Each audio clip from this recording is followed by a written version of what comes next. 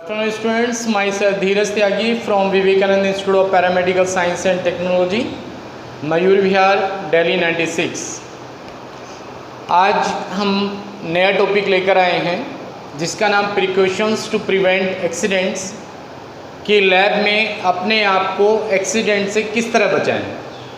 ये एक बहुत ज़्यादा एसेंशियल टॉपिक है कि how to prevent yourself whenever you work in a lab. जब कभी भी लैब के अंदर आप काम कर रहे हैं तो अपने आप को एक्सीडेंट से कैसे बचाया जाए, क्योंकि लैब में कई प्रकार के एक्सीडेंट होते हैं। जब हम काम कर रहे हैं तो हमें क्या क्या सावधानी बरतनी चाहिए, ये ज़रूर आपको मालूम होना चाहिए। आज हम थोड़े से डिफरेंट पॉइंट्स के बारे में बात करेंगे, जैसे कि हम बात करेंगे कि अगर आप कोई एसिड या एल्कलाइज वाटर के साथ डाइल्यूट करते हैं तो किस तरह से डाइल्यूट करेंगे, पिपेटिंग किस तरह से करेंगे, पिपेटिंग करते किस तरह की सावधानियों को ध्यान में रखेंगे, what type of precautions you have to follow when you are going to pipette any chemical, और किस टाइप के ग्लासवेयर आइटम्स के लैब में इस्तेमाल किया जाएगा। अगर आपकी लैब के अंदर गैस पाइपलाइन है या propane and butane gas burners है तो आप उसका इस्तेमाल किस तरह से करेंगे, ग्लासवेयर को हीटिंग किस तरह से करेंगे। तो बोटल्स जो होती हैं एसिड की या एल्कलाइज की, उनको कहाँ रखा जाएगा, उन्हें किस तरह से हमने उठाना है या एक जगह से दूसरी जगह रखना है। तो जब हम ये सारी चीज़ों को हैंडल करते हैं, इन सारे आइटम्स को हैंडल करते हैं, तो किस तरह की प्रिकॉशंस आपको ध्यान में रखनी है ताकि आपको किसी प्रकार का कोई एक्सीडेंट ना हो, आपको कोई हार ना पहुँचे, आपको कोई हानि ना पहुँचे, आपको किसी प्रकार का नुकसान ना हो। तो आज हम उन्हीं पॉइंट्स के ऊपर बात करने जा रहे हैं। तो अगर हम बात करें कि लैब में कौन कौन से एसिड्स होते हैं या एल्कलाइज होते हैं जिनको हमें डाइल्यूट करना है वाटर के साथ, एसिड्स को डाइल्यूट करना है या एल्कलाइज को डाइल्यूट करना है, तो हमें सबसे पहले उन एसिड्स और एल्कलाइज के बारे में जानकारी होना बहुत ज़रूरी है। सारे एल्कलाइज या एसिड्स के नाम तो नहीं बताएंगे, मगर हम मेन एसिड और एल्कलाइज के नाम आपको बता देंगे। जैसे कि अगर एसिड्स की बात करें, एसिड से ज़्यादा खतरनाक एल्कलाइज होते हैं। तो सबसे पहले अगर हम एसिड्स की बात करते हैं तो कौन कौन से एसिड जनरल लैब में इस्तेमाल होते हैं, जैसे हाइड्रोक्लोरिक एसिड का इस्तेमाल किया जाता है, नाइट्रिक एसिड का इस्तेमाल किया जाता है, क्रोमिक एसिड का इस्तेमाल किया जाता है, सल्फ्यूरिक एसिड का इस्तेमाल किया जाता है, ट्राईक्लोरो एसिटिक एसिड का इस्तेमाल किया जाता है, ग्लेशियल एसिटिक एसिड का इस्तेमाल किया जाता है। ये एक तरह से एसिड्स हैं। अब ये कंसनट्रेटेड अगर आपकी लैब में पाए जाते हैं या आपकी लैब में कंसनट्रेटेड एसिड आपकी लैब में रखे हुए हैं और आपको इन्हें डाइल्यूट करना है, डाइल्यूट का मतलब आपने उसकी कंसनट्रेशन को कम करना है। अगर 99% आपके पास कोई सल्फ्यूरिक एसिड है तो वो काफ़ी ख़तरनाक एसिड है, 99% उसमें एसिड की मात्रा है। अगर आप इसे वाटर के साथ डिज़ोल्व करना चाहते हैं, इसके साथ वाटर के साथ डाइल्यूट करना चाहते हैं, तो डाइल्यूट करते समय किन सावधानियों को ध्यान में रखेंगे कि आपके ऊपर एसिड ना गिरे या आपको किसी प्रकार डाइल्यूशन बनाते समय किसी प्रकार से कोई एसिड से कोई नुकसान ना हो, तो क्या ध्यान रखेंगे उस वक्त। तो अब इसके बाद हम बात करते हैं एल्कलाइज की। जैसे कि हमने पहले बता चुके हैं कि एसिड से ज़्यादा खतरनाक एल्कलाइज होते हैं। जैसे एल्कलाइज में अगर हम बात करें तो sodium hydroxide, potassium hydroxide, ammonium hydroxide, इस तरह से ये एल्कलाइज इस्तेमाल होते हैं। अब हम बताते हैं कि how to dilute with water. अगर एसिड्स को या एल्कलाइज को वाटर के साथ डिज़ोल्व करते हैं तो आप किन किन सावधानियों को ध्यान में रखेंगे। तो कभी भी जब आप एसिड को वाटर के साथ डिज़ोल्व करते हैं तो ये ध्यान रखिएगा, आप एक बीकर में अगर प्रिपेयर कर रहे हैं या आप फ्लास्क में प्रिपेयर कर रहे हैं तो आप ये ध्यान रखिएगा वाटर के अंदर एसिड को ड्रॉप बाय ड्रॉप डिज़ोल्व करना है। ऐसा नहीं करना कि एसिड पहले डाल दिया फिर उसके बाद वाटर डाला, ये गलत तरीका है। तो आपने क्या करना है, पहले वाटर डाल के रखें, फिर acid drop by drop partial pipette की मदद या ड्रॉपर की मदद से वाटर के अंदर एसिड को ड्रॉप बाय ड्रॉप डालें और स्टीरर से मिक्स करते चले जाएं। इससे ये होगा कि जब एसिड को वाटर के अंदर आप डाल रहे हैं ड्रॉप बाय ड्रॉप, तो वो स्प्लेज नहीं करेगा आपके ऊपर, क्योंकि वेपोराइज्ड होती है, उसमें से फ्यूम्स निकलती है। अगर आप एसिड के अंदर वाटर डालेंगे तो फ्यूम्स निकलेगी, स्प्लेज होने का खतरा रहता है। तो आप पहले बीकर में पानी ले लीजिए, वाटर ले लीजिए, फिर उसके अंदर ड्रॉप बाय ड्रॉप एसिड या एल्कलाइज डालिए और इमीडिएट स्टीरर से, ग्लास स्टीरर से उसे मिक्स करते चले जाइए। ड्रॉप बाय ड्रॉप डालते चले जाइए और इमीडिएट उसको मिक्स करते चले जाएंगे। तो इससे ये क्या होगा, वो डाइल्यूट हो जाएगा, डिज़ोल्व हो जाएगा और वो स्प्लेज भी नहीं होगा, आपके ऊपर छलकेगा भी नहीं और उसमें जो फ्यूम्स निकलती है उससे भी बचा जा सकता है। ये पहला पॉइंट हुआ। दूसरा पॉइंट, जब भी आप कोई चीज़ डाइल्यूट करते हैं, एसिड या एल्कलाइज को वाटर के साथ डाइल्यूट करते हैं, तो इस चीज़ का विशेष तौर से ध्यान रखें कि आप फेस शील्ड लगा के रखें। आपने देखा होगा कोरोना के टाइम में आजकल सब फेस शील्ड लगा के रखते हैं फेस को बचाने के लिए। तो जब भी आप कोई केमिकल प्रिपरेशन या एसिड या एल्कलाइज की डाइल्यूट कर रहे हैं तो फेस शील्ड लगा के रखें, फेस मास्क लगा के रखें, ग्लव्स पहन कर रखें, कॉटन का लैब कोट पहन के रखें। तो ये पर्सनल प्रिकॉशंस आपको प्रिवेंटिव मेजर ज़रूर लेने हैं जब भी आप लैब में एसिड या एल्कलाइज को डाइल्यूट कर रहे हो।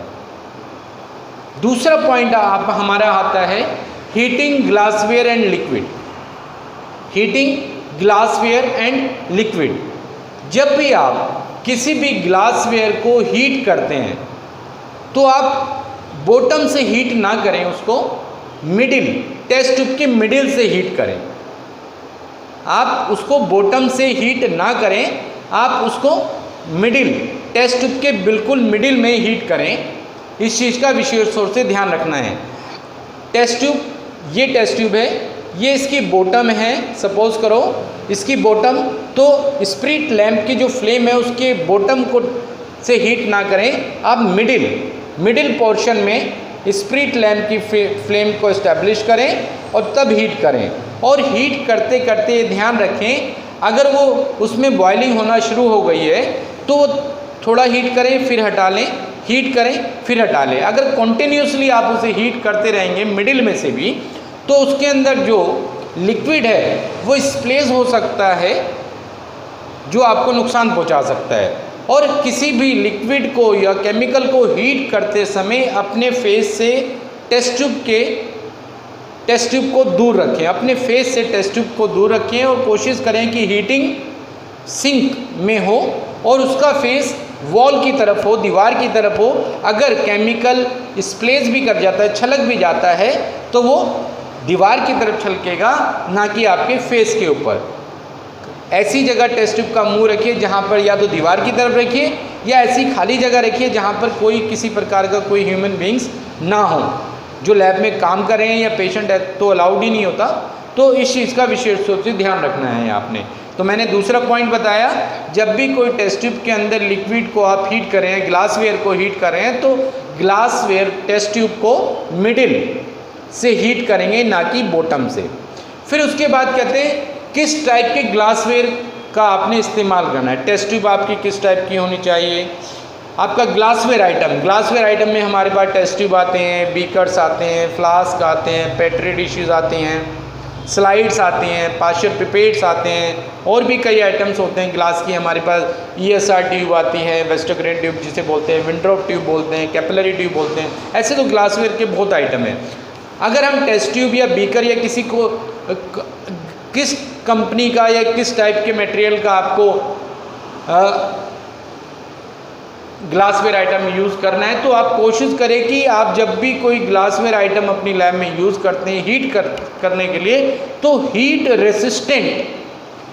रेसिस्टेंट ग्लासवेयर का ही इस्तेमाल करें। हीट रेसिस्टेंट मतलब ये होता है कि जब आप उस ग्लासवेयर आइटम को हीट करेंगे तो वो ब्रेकअप नहीं होगा, टूटेगा नहीं, उसको नुकसान नहीं होगा, जिससे आपको भी एक्सीडेंट नहीं होगा। तो इसलिए आप ज़्यादातर बोरोसिलिकेट का ही ग्लासवेयर इस्तेमाल कीजिए। वो थोड़ा सा ड्यूरेबल होता है और हीट रेसिस्टेंट होता है। तो आप कोशिश करें कि अच्छी कंपनी का और हीट रेसिस्टेंट ग्लासवेयर का ही इस्तेमाल करें, इससे भी एक्सीडेंट से बचा जा सकता है। नेक्स्ट पॉइंट है हमारा पिपेटिंग। पिपेटिंग का मतलब होता है कि आप किसी लिक्विड को, सीरम को, प्लाज्मा को या कोई भी फ्लूइड को पिपेट के माध्यम से वॉल्यूम मेज़र करते हैं। तो पिपेटिंग करते समय या किसी भी लिक्विड या फ्लूइड को मेज़र करते समय पिपेट के द्वारा कभी भी माउथ पिपेटिंग ना करें। आजकल ऑटोमेटेड पिपेट्स आती हैं किसी भी लिक्विड या केमिकल या किसी भी बॉडी फ्लूइड को मेज़र करने के लिए, उसका वॉल्यूम मेज़र करने के लिए, चाहे आपका 10 माइक्रोलीटर है, 20 माइक्रोलीटर है, 30 माइक्रोलीटर है, मिनिमम से मिनिमम मेज़रमेंट करने के लिए आजकल फुल्ली ऑटोमेटेड माइक्रो पिपेट का इस्तेमाल किया जाता है। अगर आप ग्लासवेयर पिपेट का इस्तेमाल करते हैं तो कोशिश करें उस ग्लासवेयर पिपेट का इस्तेमाल करते समय हमेशा उस ग्लासवेयर पिपेट के टॉप पर हमेशा रबर बल्ब लगाकर ही पिपेट करें। अगर रबर बल्ब नहीं लगाते और माउथ पिपेटिंग करते हैं तो वो स्पेसिमेन या लिक्विड या केमिकल या बॉडी फ्लूइड जिसे आप पिपेट कर रहे हैं, जिसे मेज़र कर रहे हैं, मुंह से अगर सक करते हैं, माउथ पिपेटिंग करते हैं तो वो आपके मुंह के अंदर जा सकता है और आपको इन्फेक्टेड कर सकता है। तो पिपेटिंग करते समय आप कभी भी माउथ पिपेटिंग ना करें। पिपेटिंग करते समय ग्लास पिपेट अगर आप इस्तेमाल कर रहे हैं तो उसके ऊपर रबर बल्ब लगाएं, रबर बल्ब से दबाएं और पिपेट करें। वैसे तो आजकल मैंने पहले बता चुका हूँ कि फुल्ली ऑटोमेटेड पिपेट्स आती हैं, उसमें रबर बल्ब की भी ज़रूरत नहीं पड़ती। आप लैब में फुल्ली ऑटोमेटेड पिपेट का ही या ऑटोमेटेड पिपेट, माइक्रो पिपेट का ही इस्तेमाल करें। उन माइक्रो पिपेट के अंदर वॉल्यूम को सेट कर दिया जाता है, जितना वॉल्यूम आपको डिज़ायर है, जितना वॉल्यूम आपको नीड है, आप उतना वॉल्यूम सेट कर देंगे, उतना ही वॉल्यूम को वो सक कर लेगा या पिपेट कर लेगा। तो पिपेटिंग करते समय लैब में ध्यान रखिए कि माउथ पिपेटिंग नहीं करेंगे, माइक्रो पिपेट ऑटोमेटेड पिपेट का ही इस्तेमाल करेंगे। इसके बाद हमारा नेक्स्ट पॉइंट आता है कि फ्लेमेबल लिक्विड। कि लैब में जब आप लैब में काम करते हैं तो कई प्रकार के फ्लेमेबल मतलब ज्वलनशील लिक्विड भी आप या केमिकल भी आपके पास वहाँ पर मौजूद होते हैं। अब वो फ्लेमेबल लिक्विड कौन कौन से होते हैं, जैसे ईथर हो सकता है, एथेनॉल हो सकता है, एसीटोन हो सकता है, टोल्यून हो सकता है, तो बेंजीन हो सकता है। ये सारे इन्फ्लेमेबल फ्लेमेबल लिक्विड है, ये फ्लेमेबल लिक्विड है, ज्वलनशील लिक्विड है। तो सबसे पहले तो ये ध्यान रखें कि कभी भी लैब के अंदर फ्लेमेबल लिक्विड की ज़्यादा मात्रा ना रखें। जितनी आपको ज़रूरत है, मतलब कम से कम मात्रा की, अकॉर्डिंग टू द नीड, जितनी आपको ज़रूरत है उतनी ही मात्रा रखें। ऐसा नहीं कि 50 लीटर फ्लेमेबल लिक्विड रखा है, 10 लीटर फ्लेमेबल लिक्विड रखा है या 100 लीटर फ्लेमेबल लिक्विड आपने स्टोर करके रखा हुआ है। इन केस अगर वहाँ पर आग लग जाती है, क्योंकि फ्लेमेबल लिक्विड है, ज्वलनशील है, उसमें आग लगने का खतरा बहुत ज़्यादा बना रहता है, तो आप ज़्यादा मात्रा में लैब के अंदर फ्लेमेबल लिक्विड को स्टोर ना करें। दूसरी बात, फ्लेमेबल लिक्विड को हमेशा आग से दूर रखें, क्योंकि वो इग्नाइट होता है। इग्नाइट का मतलब जो दूर से आग पकड़ लेता है। अगर आप एक डिस्टेंस है 7-8 फीट से भी वो आग को पकड़ सकता है। तो अगर आपका स्प्रिट लैंप यहाँ पर जल रहा है और आपने वहाँ पर वो ईथर, एथेनॉल या टोल्यून वगैरह रखा है, तो दूर से भी आग को वो पकड़ सकता है, जिससे कि लैब में आग लग सकती है, नुकसान हो सकता है। तो इस चीज़ का ध्यान रखते हैं कि जितने भी फ्लेमेबल लिक्विड है वो कम मात्रा में लैब में रखने हैं। वो इग्नाइट होते हैं जो कि दूर से आग पकड़ लेते हैं, उन्हें आग से दूर रखें और कम मात्रा में लैब में ही रखें। दूसरा, इसके बाद नेक्स्ट पॉइंट, जितने भी एसिड और एल्कलाइज होते हैं, एसिड मैंने बताया sulphuric acid, nitric acid, hydrochloric acid, chromic acid. Alkalis में मैंने सोडियम हाइड्रोक्साइड, पोटाशियम हाइड्रोक्साइड, ये अमोनियम हाइड्रोक्साइड, इस टाइप के बताए। तो जितने भी एसिड और एल्कलाइज है वो अलमीरा के लोअर रैक पे रखें, ऊपर वाली रैक पे ना रखें। अगर एसिड और एल्कलाइज आप ऊपर वाली रैक पर रख देते हैं और जब आप उठाते हैं उनको और उठाते समय आपके हाथ से फिसल जाता है तो आपके कहाँ गिरेगा? पूरे शरीर पर। पूरे शरीर पर गिरेगा तो किसको नुकसान? चेहरा, अपर लिम्ब पूरा, लोअर लिम्ब भी नुकसान होगा। मतलब कि आप काफ़ी हद तक जल सकते हैं, आपको नुकसान हो सकता है। तो कभी भी एसिड और एल्कलाइंस को कभी भी ऊपर वाली अलमीरा की ऊपर वाली रैक में ना रखें, हमेशा लोअर रैक, सबसे नीचे वाली रैक में रखें। और फ्लैट बॉटम होना चाहिए उनका, ताकि वह, और फ्लैट बॉटम की होनी चाहिए, उनका जो बोतल का तल होना चाहिए वो फ्लैट होना चाहिए, ताकि रखते समय वो स्टेबल हो सके। और थोड़ी सी डिस्टेंस बना के बोतल को रखना चाहिए ताकि वो बोतल आपस में ना टकराए। प्रॉपर तरीके से ढक्कन को क्लोज, लिड या ढक्कन को क्लोज करके रखना चाहिए, उसमें से लीकेज नहीं होना चाहिए। जब आप उनको होल्ड करते हैं, एक जगह से दूसरी जगह उठा कर रखते हैं या उन्हें यूज़ में लाते हैं, तो आपके हाथ ड्राई होने चाहिए, मतलब सूखे होने चाहिए। और पकड़ने का तरीका बोतल को ये होता है, एक हाथ नीचे रखिए और एक राइट हैंड से होल्ड कीजिए और एक हाथ नीचे, इस तरह से आप बोतल को उठाइए। एसिड या एल्कलाइज या किसी भी टाइप की बोतल हो, आपके हाथ ड्राई होने चाहिए, सूखे होने चाहिए। एक हाथ से बोतल को बीच में से पकड़ेंगे और दूसरे हाथ को बोतल के बॉटम पर लगाएंगे और फिर उसे धीरे से टेबल के पीछे रखेंगे।